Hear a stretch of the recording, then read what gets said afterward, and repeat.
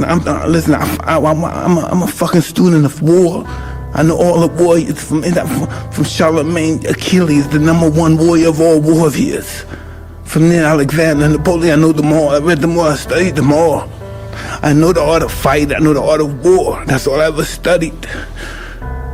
That's why I'm so feared. That's why they feared me when I was in the ring. Because I was an annihilator. That's all I was born for.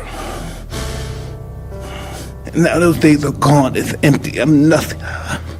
I'm working on being the art of humbleness. Can you believe in me? That's the reason why I'm crying, because I'm not that person no more. And I miss them. Because sometimes I feel like a bitch. Because I don't want that person to come out, because if he comes out, hell is coming with him. Technique part 1. We're going to focus on defending or reversing mount attacks today. Okay, very first one. Let's go over the 3 most common today. I'll just name them now. We're going to go over armbar defense. We're going to go over Americana defense. And then we're going to go with 1 or 2 hands in the collar. Things like X chokes or collar chokes. Okay, so the very first one, armbar defense. Aaron's in the mount. Keep in mind, I always want to keep my elbows in tight and my hands close. Some people prefer we used to call it the Home Alone, the Macaulay Culkin defense. Some people like to cross. Some people, and it depends on if this person's trying to get arm bars or not, sometimes I'll cross and I'll loop my thumbs into my collar and keep my chin down. Now he can't really collar choke me. The problem with this, he can't isolate an arm, but I also can't do a lot of stuff. So we're going to assume for today that the person is either crossing or that they're doing like the Home Alone defense, okay? When I'm crossing, if Aaron wants to attack, what's going to happen is most of the time he has to attack my top arm, right? He can use this to drive my arm down and go for Americana, which we'll deal with next. Or he starts to do what? Grip, cup the elbow. As he pulls up, he comes to the side. Now, as he comes down, go ahead. We've got a couple early defense. Number 1 early defense is to catch my hands together. But unless I start doing like secondary defenses, like grabbing the leg, splitting, and coming up that we're going to get to on Wednesday, I need to make sure that it's not his whole body on just my bicep. Go ahead, leg over. So I may find myself in a catch. Sometimes I can't come all the way up to stack. He pushes me back down.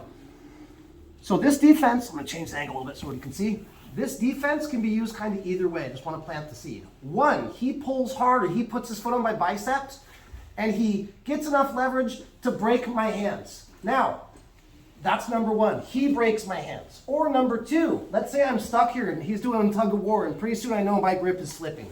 I am going to go, whether he breaks my hands and I have to go immediately to the hitchhiker, or he hasn't quite gotten the leverage to break my hands and I can kind of go first on this attack. Hitchhiker. I'm hitchhiking on the side of the road with my thumb up. That's why this is called the hitchhiker. So I am going to not let him extend my arm and now roll my joint by here. There's pressure on my arm. So the idea is either as soon as he separates my hands or I go first, I want to get my thumb up in the air like I'm hitchhiking and try to drive my thumb over his hip to where it's actually touching the ground, like this. At the same time, the weird part about this move when people are learning it is I do not bring my knees and hips back towards his body, okay? I am going to bring my thumb up and to the ground, and at the same time, I'm going to start to hip heist away, and I don't just want my knees away. I need to get my knees on the ground and my butt in the air. So as he's pushing, I bring my thumb to the ground, arch, bring my knee. Now I bring my ear up, and I want to drive my weight into him, pinning his hip to the ground. As soon as I do this, I have a free hand. I'm going to start to reach for the head. Some people will even grab gi grip here or collar and pull themselves around. Other people will just start to move to the back, cup the head, and then I never want to leave my arm stuck here in the swamp. So I'm always encouraging you guys to pull your hand out of what I call the swamp between their legs, hit my underhook, run the shoulder, and get to my good side control pressure with my knees wide and my chest low. So again, from mount. So the top player gets a rep on getting the armbar from the mount. Now I get a chance for my hitchhiker defense. He goes mount. I never want to reach up, because if I reach up, I did half his job for him. He goes armbar. I catch. Now whether I go first or he breaks my hands, thumb to the mat, knees away, I have to get my knees to the mat and my butt in the air. Knees to the mat, butt in the air, head on top, and now I'm driving and pushing in to pin his hips. I start to reach for the head and I walk behind him. Once I collect the head, swim your arm out of the swamp, hit your side control, boom. Hitchhiker escape. Show it one more time. We'll just go fluid and smooth. He attacks armbar, hitchhiker defense.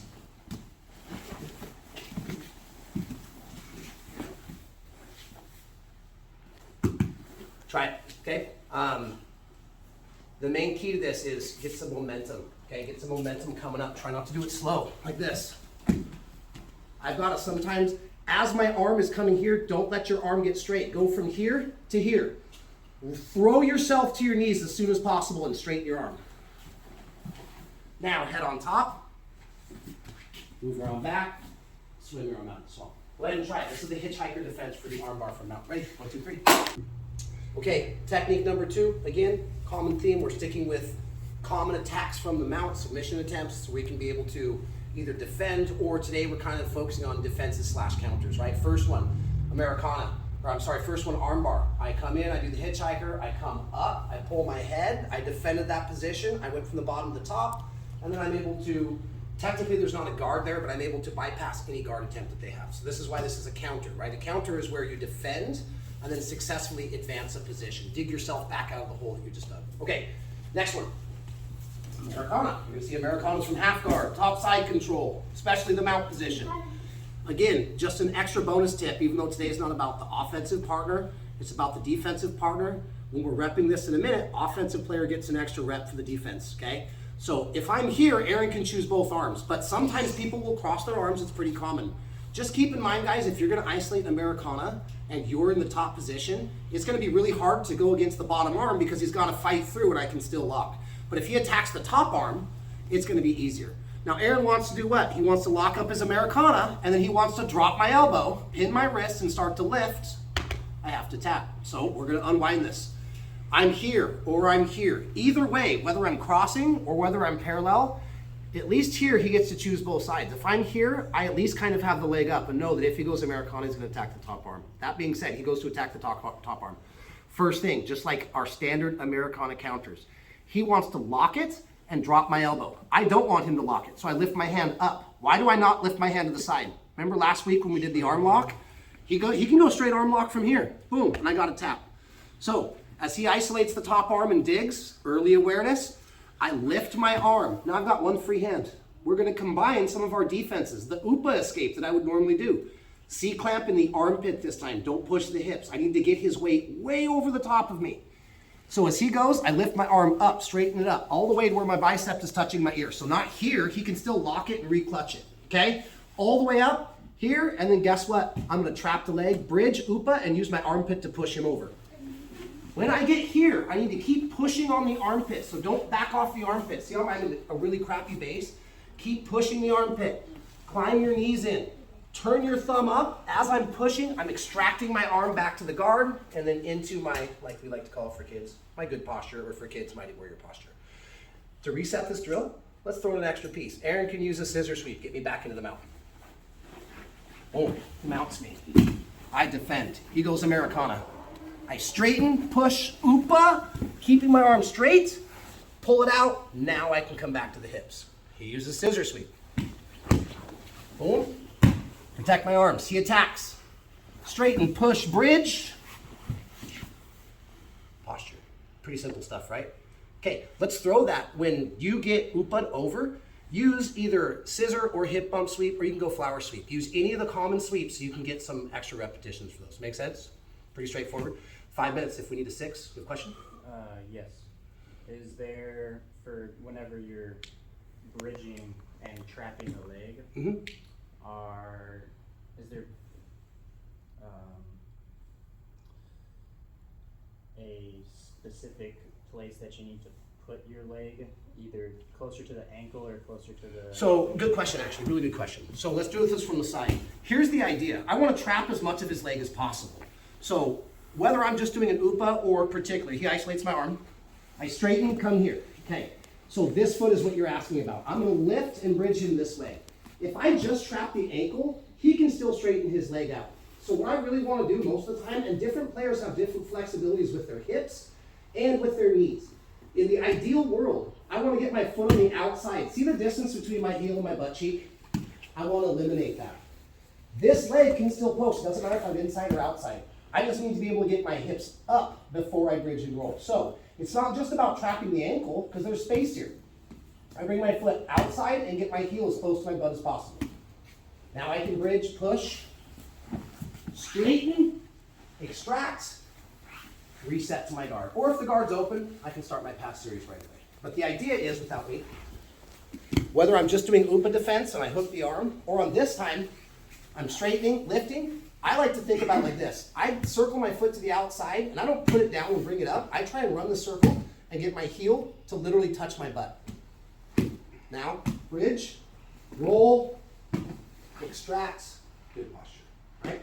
Go ahead and play around with this. Again, 5 minutes. If we need a 6, we'll take it, because Americana is a very common attack from the mouth. Ready? 1, 2, 3. Last part, technique part 3 today. I will show you both of these.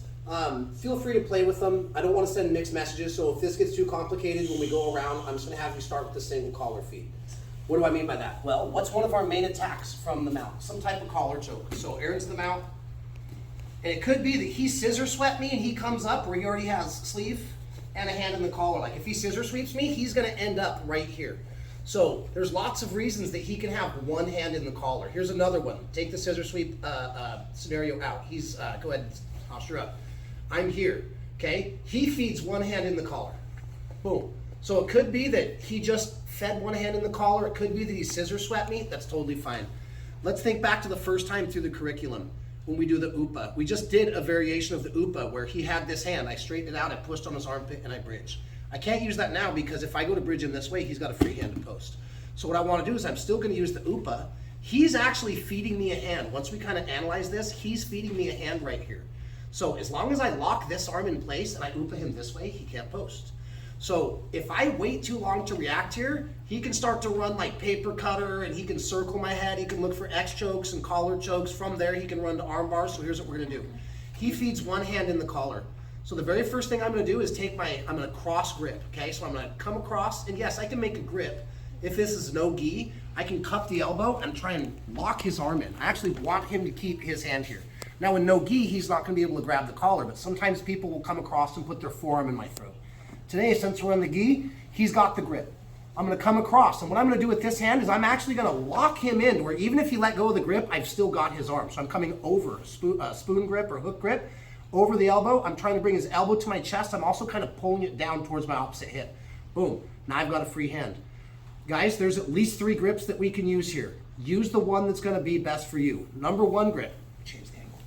I can grab this pocket. It's called the A grip in his armpit. There's a little pocket right here, so I can grab the A grip. Boom. The second one, I can grab the B grip, the back grip. I can pat his shoulder blade, collect the material, and again, with both of these grips, I'm locking him in and down. Now, I'm going to do the same thing, that question that Jack asked earlier. I'm going to come around. I'm going to keep my heels close to my butt. I'm going to trap this leg. Now it's basically upa escape. I bridge as high as I can, and I take him this way where he cannot uncommit his grip to post. So he feeds collar, trap the elbow.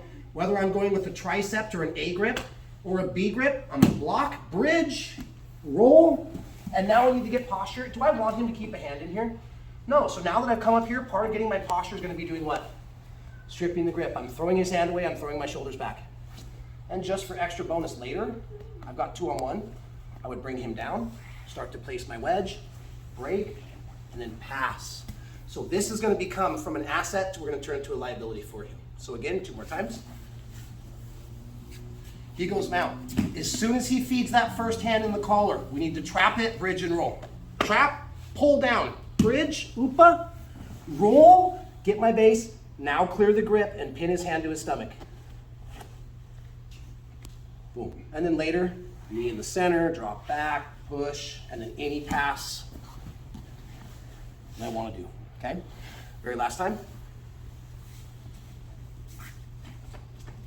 As soon as he feeds that hand, cross grip, trap the elbow. Break the grip. Control the hand. Okay? And as a bonus, what if he gets 2 hands in?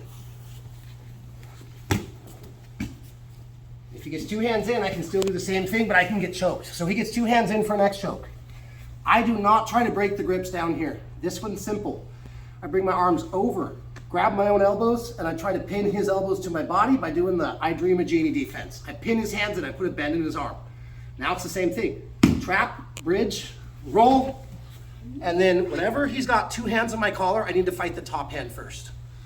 Top hand, control, hand, control. Okay, so if you can, I would get very good at blocking the first hand in. Why? You never want to let people get two hands on their collar. As soon as they put that first hand in, I'm defending. If somehow they get the second hand in, I use this defense. The first one, grip the elbow, get a grip, pin them, roll them towards the arm. If they get two hands in, you got to do the old I Dream of Jeannie for those of you guys that are older. Pin, bridge, and roll. Try them both, 6 minutes, then we'll grab water and roll. Ready? 1, 2, 3.